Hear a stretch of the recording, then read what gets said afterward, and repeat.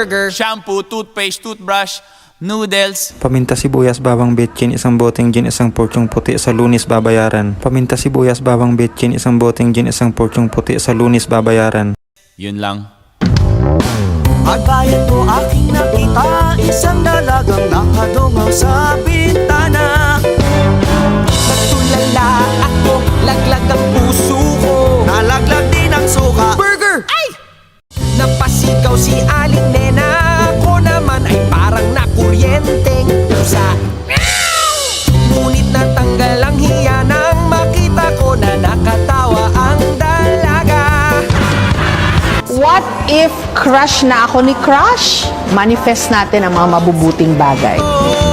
Pagdating sa bahay, nanggalit si nanay, pero oks lang ako ay in love mo ng tunay. Tindahan ni Aling Nena, parang isang kwentong pelikula.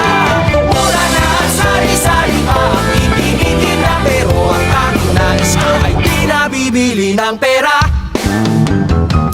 Punta ako sa tindahan kinabukasan para makipagkilala. Sabi nila, kapag in love ka, tumitigil ang mundo mo. Bumibilas ang tibok ng puso mo. At... Tabi!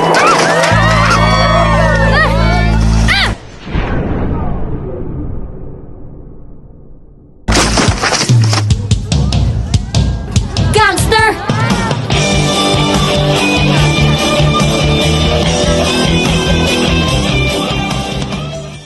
Kenji, ano ba?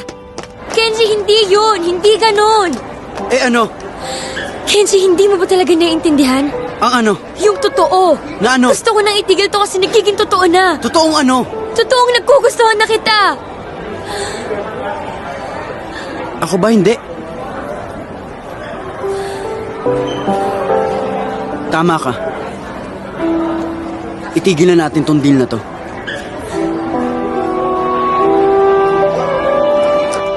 Maging tayo na.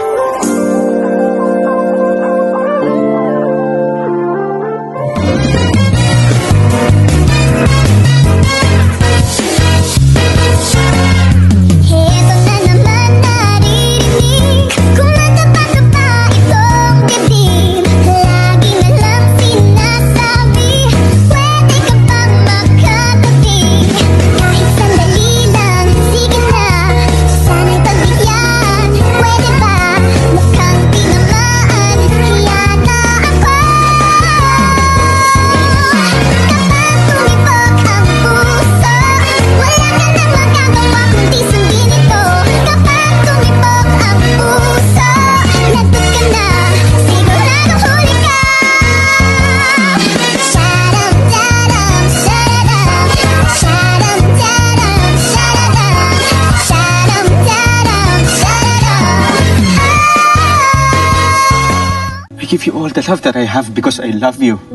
Kung mahal mo ko, bakit pinapapili mo ako? Kung mahal mo ako, bakit hindi ako ang piliin mo, Joy? This is Joy, coming to you live in Riley's Mind. Make some noise! Meron niya mag-isa lang, walang boyfriend, walang asawa, walang kamag-anak. Oh, isa na lang, larga na! Isa na lang! Oo na! Ako na! Ako na! Ako na mag-isa! Ako na martir! Sige na! Ako na sasalba dyan sa jeep na yan para makalarga na. Iiwan ko rin yan.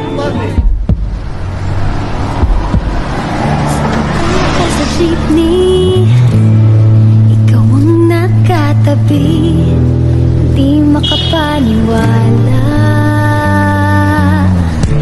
Parang mahiwagang nadama nung tumama sa'yo ang aking mga mata. Okay, kumpletuhin ang pangungusap. Ang hindi marunong lumingon sa pinanggalingan Hindi makakarating. Yes, Jocelyn? Ang hindi marunong lumingon sa kanyang pinanggalingan ay makasalanan. Makasalanan niya lang dahil sa mga basura na tinatapon niya kung saan-saan. Kaya siya natatakot lumingon dahil sa mga pinanggagawa niya sa kalikasan. Ang pagtapon ng basura kung saan-saan. Ang pagputol ng mga punong kahoy. Ang dumi. Sa ilog. Sa hangin. Dahil tayo ay mga irresponsableng nila lang. iniisip ang future! Ang future! Ako'y umusbong sa tabi ng Pasig. Lakis na ng ilog na itim ang tubig. Lumaking paligid ng bundok na umuusok. Langhap na langhap ang amoy ng basurang bulok. Ito ang buhay ng anak ng Pasig. Swimming, swimming sa itim na tubig. Playground lang ang bundok ng basura mo. Musika'y ugong ng kotse at bangka nyo.